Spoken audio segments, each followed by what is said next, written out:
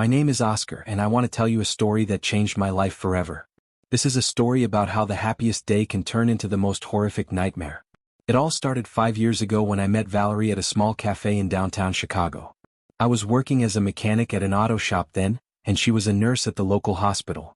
Our meeting was like a fairy tale. She spilled coffee on my work uniform, and instead of getting angry, I asked her out for coffee the next day. Valerie was an incredible woman. Her smile could light up the darkest room, and her laughter became music to my ears. We quickly fell in love with each other, and after a year, I proposed to her. She said yes without hesitation, and we started planning our wedding. My best friend Jason was one of the first to know about our engagement. We had been friends since childhood, grew up together in the same neighborhood in Detroit, and moved to Chicago together after college. He worked at a construction company and was always there when I needed support. Naturally, I asked him to be my best man. The next 2 years flew by unnoticed. Valerie and I bought a small house in the suburbs, furnished it together, and dreamed about future children. Jason often came to visit us, helped with repairs, spent evenings with us playing board games. He became part of our family. But the real shock was waiting for me later. 2 months before the wedding, I started noticing strange things. Valerie began staying late at work frequently, talking about extra shifts. She also started going out with girlfriends more often, sometimes not even coming home at night. When I asked where she had been, she said she stayed at her colleague Kate's place after a hard day. Jason also started acting strangely. Previously, he would always call me several times a week. We regularly met to drink beer or watch football. But now he began avoiding me, saying he was very busy with work. When we did meet, he seemed nervous, unnatural. I tried not to think about it, explaining to myself that pre-wedding stress was affecting all of us. Maybe Valerie really was working a lot to save money for our honeymoon. Maybe Jason was just stressed about the responsibility of being the best man. The week before the wedding, I decided to surprise Valerie.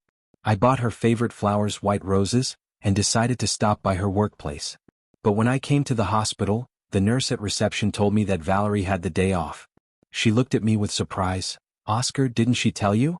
She's had 3 days off in a row. My heart started beating faster. I called Valerie, but she didn't answer. I went home, she wasn't there. I tried to contact Kate, her supposedly best girlfriend. Kate was surprised. "Valerie? We haven't seen each other for a month."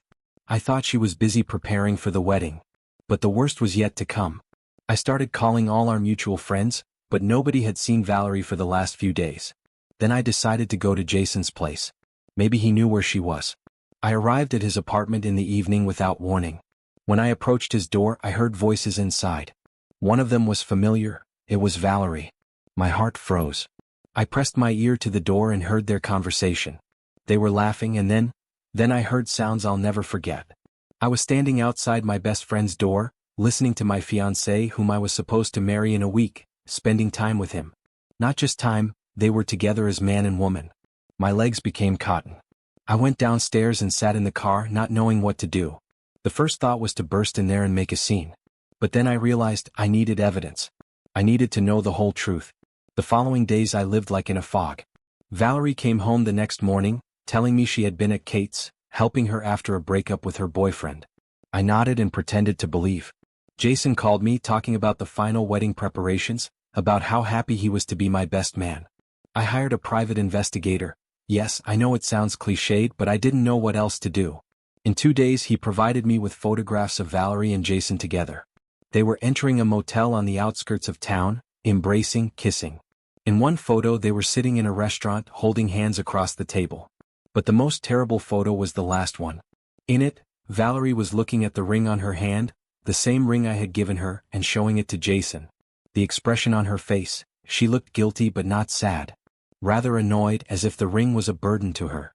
The investigator also found out that their affair had been going on for 6 months already. They met weekly, sometimes more often.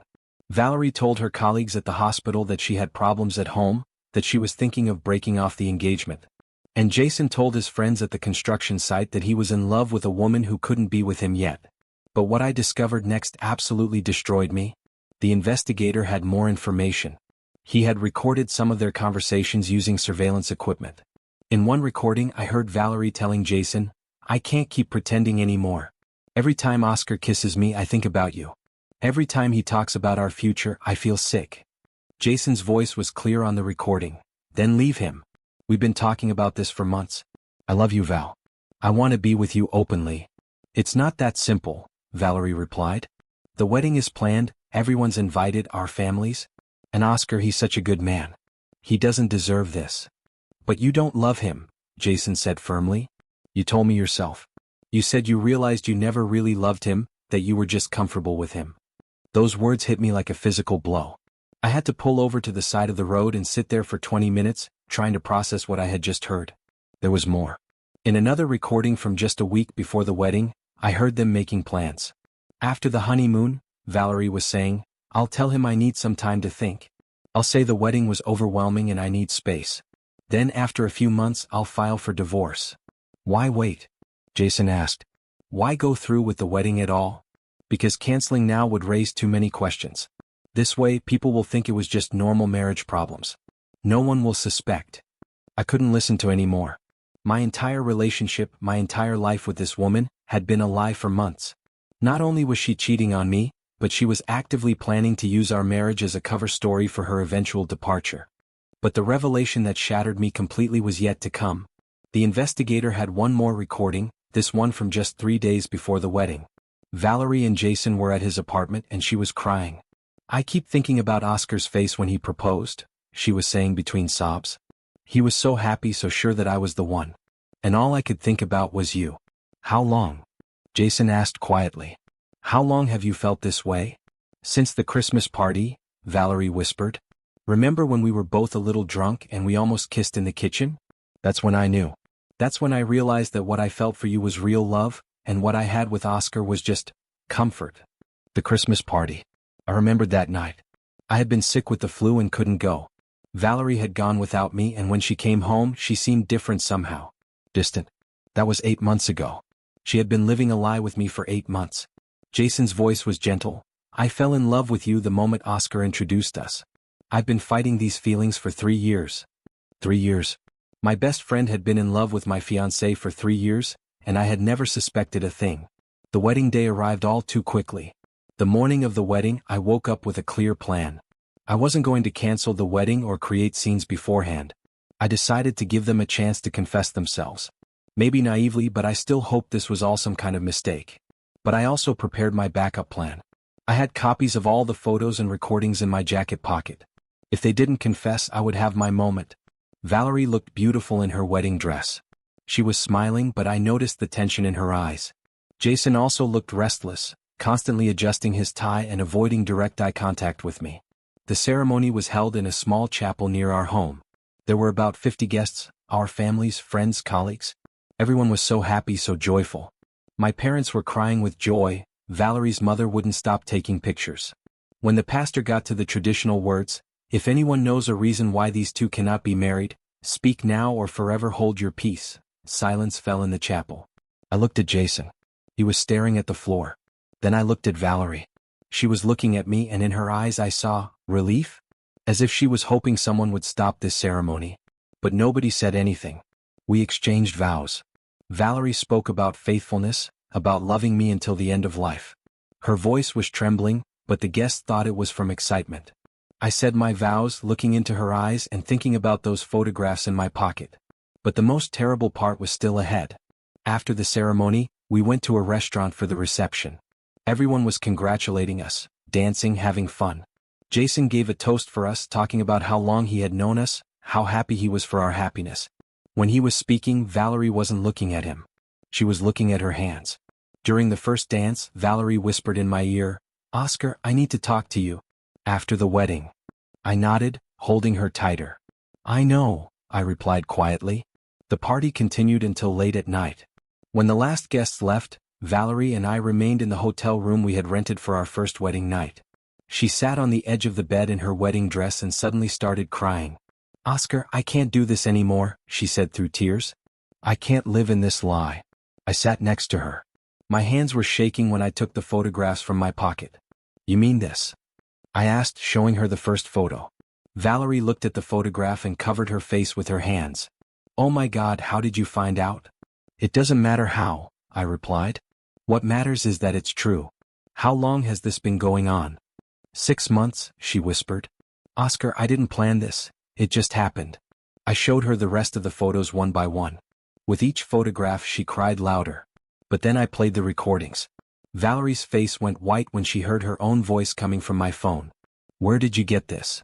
"I hired an investigator," I said calmly, though inside I was falling apart.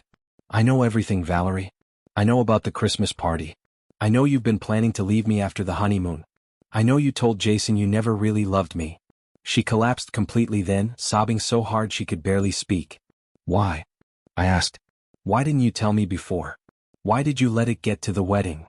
"I didn't know how," she replied between sobs. "I was afraid of hurting you. Afraid of ruining your friendship with Jason. I thought I could forget about this and be a good wife." "And Jason? Did he think the same?" Valerie shook her head. "Jason wanted me to break up with you a month ago. He said we couldn't keep deceiving you.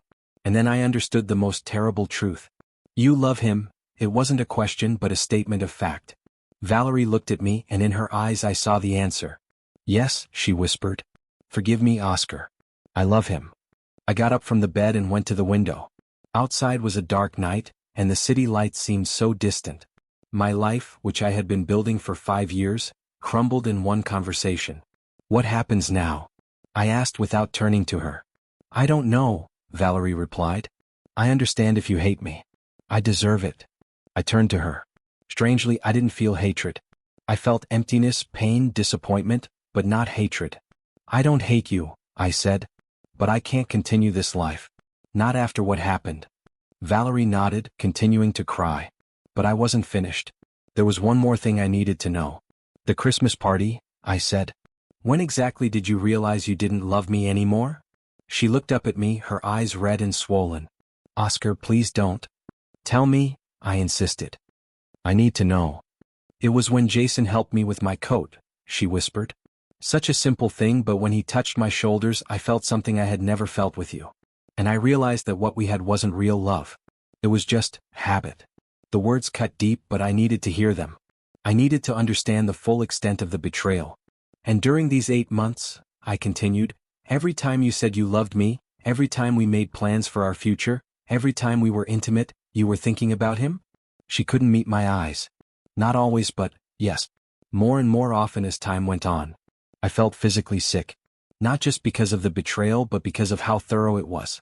Our entire relationship had become a facade. "There's something else you need to know," I said, pulling out my phone again. "This recording is from 3 days ago." I played the conversation where she talked about using our marriage as a cover story for the divorce. Her face went completely white. "You were never going to try to make this work," I said. "You were planning to leave me from the moment we got married. The honeymoon, the first months of marriage, it was all going to be an act." "Oscar, No," I interrupted. "You've said enough lies." I stood up and started packing my things. "Tomorrow I'm going to a lawyer. We'll file for divorce. You don't need to explain anything to the guests or our families. I'll take care of everything." "What will you tell them?" "The truth," I said simply. "That my wife was having an affair with my best man and planned to leave me after using our marriage as a cover story." "Oscar, please, our families don't need to know all the details. Our families invested money, time, and emotions in this wedding," I said firmly. "They deserve to know why it's ending immediately." I went to the door but stopped. "There's one more thing. Jason is probably waiting for your call right now. He probably thinks you're going to tell him everything went according to plan. Don't keep him waiting." And then I delivered my final blow. "I'm going to call him myself," I said. "I'm going to play him these recordings and show him these photos. I want him to know that I know everything." Valerie looked panicked. "Oscar, please don't. It will destroy your friendship." "My friendship?" I laughed bitterly. "Valerie, my friendship has been dead for 6 months. He's been betraying me every single day." I walked out of that hotel room and drove straight to Jason's apartment. It was 2 a.m. but I didn't care. I had copies of everything, the photos, the recordings, all the evidence of their betrayal. I pounded on his door until he opened it. He was in pajamas, obviously having been asleep. "Oscar?" he said, confusion clear on his face. "What are you doing here? Is everything okay? How did the wedding night go?" "How did the wedding night go?" I repeated his words back to him. "That's an interesting question, Jason. Especially considering you've been sleeping with my wife for the past 6 months. His face went completely white. "What are you talking about?" I pulled out my phone and played the first recording. His own voice filled the hallway. "I love you, Val. I want to be with you openly. Jason stumbled backward. Oscar, I can explain. Explain what? I showed him the photographs one by one. Explain this? Or this? Or maybe you can explain why my best friend has been planning my wife's exit strategy while standing next to me as my best man. He sank into a chair, his head in his hands. Oscar, I never meant for this to happen. But it did happen, I said coldly. For 6 months it happened. Every time you came to our house for dinner, every time you helped us with the renovation, every time you talked about how happy you were for us, you were lying. I tried to end it, he said weakly. Multiple times. But I fell in love with her. When? I demanded. When did you fall in love with her? He looked up at me with tears in his eyes. The day you introduced us. 3 years ago. I've been fighting these feelings for 3 years, Oscar. I tried so hard to ignore them. The revelation hit me like a physical blow. 3 years. My best friend had been in love with Valerie for our entire relationship, and I had never suspected anything. So every piece of advice you gave me about our relationship, I said slowly, every time you listened to me talk about our problems, every time you encouraged me to propose, you were hoping we'd break up. No, he said quickly. In the beginning I really did want you to be happy. I thought if you were happy with her, I could get over my feelings. But you didn't. No, he whispered. I didn't. I played another recording, this one from 2 months ago. Jason's voice was clear. Leave him, Valerie. We can't keep doing this to him. He's my best friend. Even you knew this was wrong, I said. Even you knew what you were doing to me. Yes, he admitted. I hated myself for it. But I couldn't stop. I loved her too much. And the wedding? I asked. How did you stand there next to me knowing what you knew? Jason broke down completely then. It was the hardest thing I've ever done. When you said your vows, I wanted to run away. When she said hers, I could see she was dying inside. The whole thing was torture. Good, I said without feeling. I hope it was. I stood to leave, but then I remembered something else. The bachelor party, I said. You insisted we keep it small, just the two of us. You said it would be more meaningful. But really, you couldn't stand the thought of celebrating my marriage, could you? He nodded miserably. I almost told you that night. When you talked about how excited you were to start your life with Valerie, I almost told you everything. Why didn't you? Because I'm a coward, he said simply. I didn't want to lose both of you. But you lost us anyway. The next morning I went to see a lawyer. Not just any lawyer, but the best divorce attorney in Chicago. I wanted this to be over quickly and completely. I want to file for divorce immediately, I told him. And I want everything documented. I have evidence of adultery.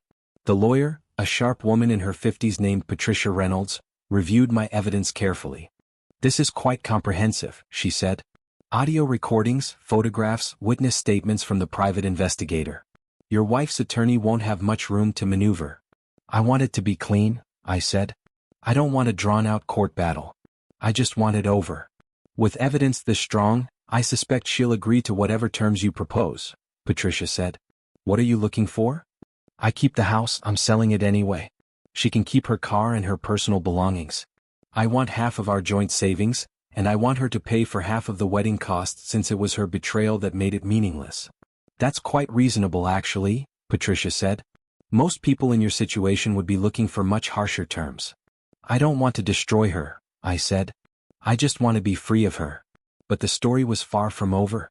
Patricia filed the divorce papers that afternoon.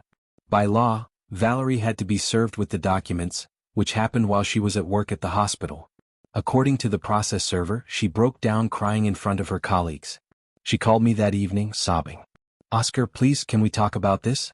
Can we try counseling? Counseling? I said incredulously. Valerie, you've been having an affair for 6 months. You were planning to leave me after the honeymoon. What exactly would we counsel? I made a mistake, she cried. A terrible mistake. But I love you. I can end things with Jason. We can start over. You love me? I said quietly. Valerie, I have recordings of you saying you never really loved me. I have recordings of you saying that every time I kissed you, you thought about him. She was quiet for a long moment. Those recordings? How long have you known? Long enough, I said. Long enough to realize that our entire marriage was built on a lie. It wasn't all a lie, she protested. The beginning was real. The first 2 years were real. Were they? I asked. Or were you just settling for me until something better came along? She couldn't answer that. The divorce proceedings moved quickly. Valerie didn't contest any of my terms. She signed the papers without argument and moved out of our house within a week. But the real shock came when I received a call from my lawyer 2 weeks later. "Oscar, you need to know something," Patricia said. "Valerie and Jason aren't together." "What do you mean?" "According to my sources, Jason broke up with her the day after you confronted them. Apparently, he couldn't handle the guilt of what they had done to you." I was stunned. In all the scenarios I had imagined, I never thought Jason would abandon Valerie after everything they had done. "Where is she now?" I asked. "She's moved back in with her parents," Patricia said. "From what I understand, she's taken a leave of absence from the hospital. She's not handling this well." I should have felt satisfaction, but I didn't. I felt empty. The final divorce decree came through 6 weeks after the wedding. 6 weeks after what should have been the happiest day of my life, I was officially single again. I decided to leave Chicago entirely. Too many memories, too many places that reminded me of Valerie and Jason. I sold the house, quit my job at the auto shop, and moved to Florida. But even in my new life, the story wasn't over. I found work at another auto shop in Tampa and rented a small apartment near the beach. For the first few months, I kept to myself, focusing on work and trying to rebuild some sense of normalcy. Then, about 4 months after the divorce, I received an unexpected phone call. "Oscar? It's Jason." I almost hung up immediately, but something in his voice stopped me. "What do you want, Jason?" "I need to tell you something," he said. "About Valerie." "I don't want to hear about Valerie." "She's in the hospital," he said quietly. She tried to hurt herself." The words hit me like a physical blow. Despite everything she had done to me, the thought of Valerie in pain was devastating. Is she okay?" I asked. "She's alive," Jason said. "But she's not doing well. She's been struggling since the divorce. Lost her job, can't leave her parents' house. She's been calling me, begging me to take her back." "And will you?" "No," he said firmly. "Oscar, what we did to you was unforgivable. I've been living with the guilt every day since. I can't build a relationship on that foundation." "Then why are you calling me?" "Because she's been asking for you," he said. "She keeps saying she needs to apologize to you properly. The doctors think it might help her healing process." I was quiet for a long time, processing this information. "I don't know if I can do that, Jason." "I understand," he said. "I just thought you should know." After I hung up, I sat in my apartment for hours, thinking. Part of me felt guilty. Had I driven Valerie to this point? But the rational part of my mind knew that her choices were her own. I decided not to go back to Chicago. Not to see Valerie. I had to focus on my own healing, my own future. But life had one more surprise in store for me. 2 years after the divorce, I received a letter forwarded from my old address in Chicago. It was from Valerie. "Dear Oscar," it began. "I don't expect you to read this, and I certainly don't expect you to forgive me. But I need you to know some things. First, I'm doing better. After what happened, I went through intensive therapy. I've learned things about myself that I never understood before. I've learned that I was running away from commitment, from real love, because I was afraid of being vulnerable. Second, I need you to know that you were never the problem. You were kind, loyal, hardworking, and loving. Everything I did was about my own fears and inadequacies, not about anything lacking in you. Third, I want you to know that Jason and I never got back together after you found out. He couldn't live with what we had done, and honestly neither could I. We destroyed something beautiful for something that was built on lies and selfishness. I don't expect forgiveness. I don't even want a response. I just needed you to know that you deserved better than what I gave you, and I hope you found someone who can love you the way you deserve to be loved. I'm sorry for everything. Valerie." I read the letter 3 times, then put it away. I never responded. But her words stayed with me, especially her hope that I would find someone who could love me the way I deserved. And eventually, I did. Her name was Maria, and she was a teacher at the local elementary school. We met at a coffee shop where she was grading papers, and I was reading a book about motorcycle repair. She asked me about the book, and we ended up talking for 3 hours. Maria was different from Valerie in every way. Where Valerie had been impulsive and secretive, Maria was steady and transparent. She told me about her past relationships honestly, including a painful breakup that had brought her to Florida. When I told her about my divorce, she listened without judgment. "Trust is something you build brick by brick," she told me on our 4th date. "And it can be destroyed in an instant. But that doesn't mean it can't be rebuilt with the right person." We dated for 2 years before I proposed. This time I was sure. This time I knew what real love looked like. It looked like honesty, like consistency, like someone who showed up when they said they would and meant what they said. Our wedding was small and simple. Just our immediate families and a few close friends. As I stood at the altar waiting for Maria, I thought about that other wedding day 3 years earlier. The contrast was stark. This time there were no secrets, no hidden agendas, no one pretending to be something they weren't. When Maria walked down the aisle, she was radiant with genuine joy. When we exchanged vows, every word was true. When she promised to love and honor me, I believed her completely. But the past has a way of catching up with you. 6 months after Maria and I got married, I received another unexpected call. This time it wasn't Jason or Valerie, it was Jake, a mutual friend from Chicago. "Oscar, I thought you should know," Jake said. "Jason's getting married." I felt a strange mix of emotions, surprise, curiosity, and something else I couldn't quite identify. "Good for him," I said, meaning it. Despite everything that had happened, I didn't wish Jason a lifetime of loneliness. "There's more," Jake continued. "The woman he's marrying, she knows everything." He told her the whole story about what happened with you and Valerie. He told her? Yeah. Apparently he couldn't live with keeping secrets anymore. He said he learned from what happened with you that relationships built on lies don't work. I was quiet, processing this information. "How is he doing?" I asked, surprising myself with the question. "Better," Jake said. "He's been in therapy too. He said losing you was the biggest regret of his life, not because of Valerie, but because he threw away 20 years of friendship for something that was never going to work." After I hung up, I told Maria about the call. She listened thoughtfully. "How do you feel about it?" she asked. "I don't know," I admitted. "Part of me is glad he's found someone. Part of me is still angry about what he did. And part of me misses the friendship we used to have." "That's normal," Maria said. "You can miss what you had while still acknowledging that what he did was wrong. Do you think I should reach out to him?" Maria considered this carefully. "I think that's something only you can decide. But if you do, make sure it's for the right reasons, not because you feel guilty or obligated, but because you genuinely want to." I thought about it for weeks. Finally, I decided to send a simple wedding card with a note. "Congratulations. I hope you've learned to build something honest this time. Oscar." 2 weeks later, I received a response. It was a long letter, and reading it brought back a flood of memories, both good and bad.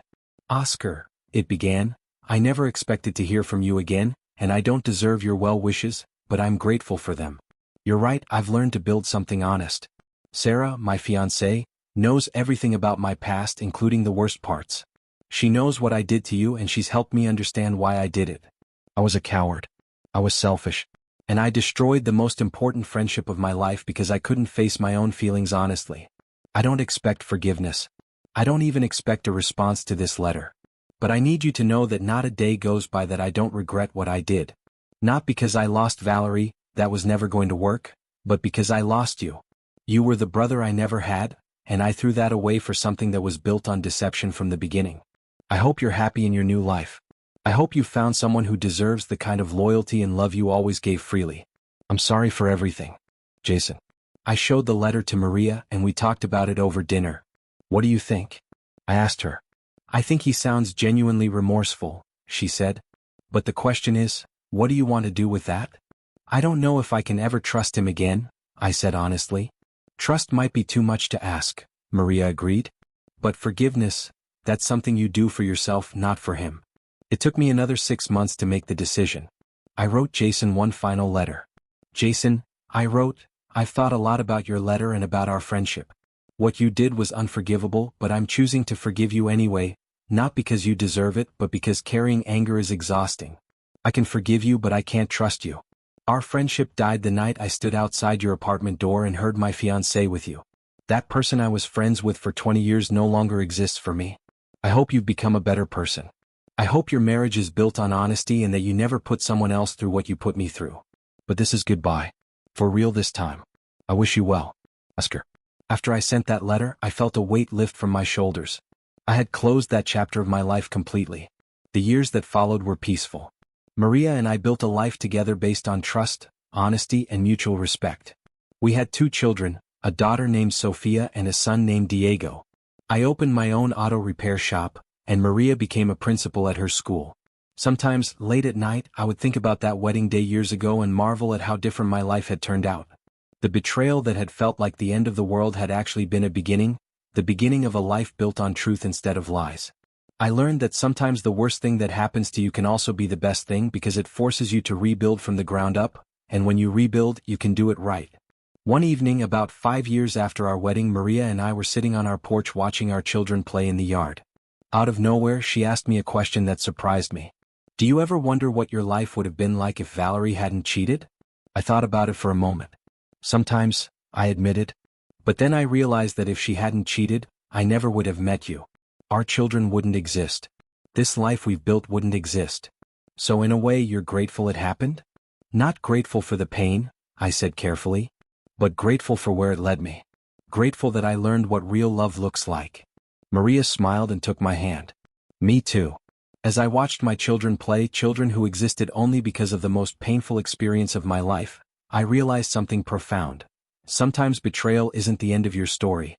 Sometimes it's just the end of the wrong story, making room for the right one to begin. But there was one final twist to this tale. Last month I received a phone call that I never expected. It was from a hospital in Chicago. Is this Oscar Martinez? The voice asked. Yes, this is Oscar. I'm calling about Valerie Thompson. She's listed you as her emergency contact. My heart stopped. I'm sorry, there must be some mistake. We've been divorced for over 7 years. Sir, she's been in an accident. A serious car accident. She's in critical condition and she's been asking for you. I sat down heavily, my mind reeling. I don't understand. Why would she list me as her emergency contact? She doesn't have any other family listed, sir. Her parents passed away 2 years ago. She's been alone since then. I felt a wave of sadness wash over me. Despite everything that had happened, the thought of Valerie being alone in the world was heartbreaking. Sir? Are you there? Yes, I'm here. What happened to her? She was hit by a drunk driver. She's been unconscious for 2 days. The doctors aren't sure if she's going to make it. I closed my eyes, feeling the weight of 7 years of history pressing down on me. Sir, I know this is difficult, but she keeps calling your name. The doctors think hearing a familiar voice might help. I looked out the window at Maria, who was helping Diego with his homework. This was my life now, my real life built on honesty and love. I can't come to Chicago, I said finally. But please tell her that I forgive her. Tell her that I hope she finds peace. I'll make sure she knows, the nurse said gently. 3 days later, I received another call. Valerie had passed away peacefully in her sleep. I attended her funeral not because I owed her anything, but because it felt like the right thing to do. There were maybe 20 people there, mostly former colleagues from the hospital and a few distant relatives. As I stood by her grave, I felt a strange sense of closure. This woman who had caused me so much pain, who had changed the entire trajectory of my life, was gone. And with her death, the last chapter of that old life was finally closed. I said a prayer for her, not the woman who had betrayed me, but the young woman I had fallen in love with in that coffee shop all those years ago. The woman who had laughed at my jokes and held my hand during scary movies. That woman had existed even if she had been lost somewhere along the way. When I got back to Florida, Maria was waiting for me at the airport with the children. How was it? She asked gently. Sad, I said honestly. But necessary. That night, as I tucked Sophia into bed, she asked me a question that caught me off guard. Daddy, was Valerie the lady who made you sad before you met Mommy? I had told my children age-appropriate versions of my story, explaining that Daddy had been married before but it didn't work out. Yes, sweetheart, I said. She was. I'm glad you're not sad anymore, Sophia said, throwing her arms around my neck. Me too, baby girl. Me too. As I turned off her light and closed her door, I reflected on the journey that had brought me to this moment.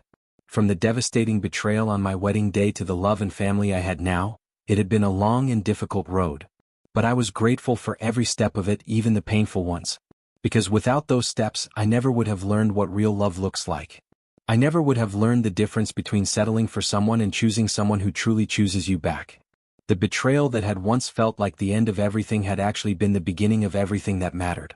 And as I kissed Maria goodnight and held her close, I knew without a doubt that I was exactly where I was supposed to be. Thank you for watching the video to the end. Maybe YouTube will no longer offer you my channel, so subscribe to it by clicking subscribe on the right under the video to receive new interesting stories.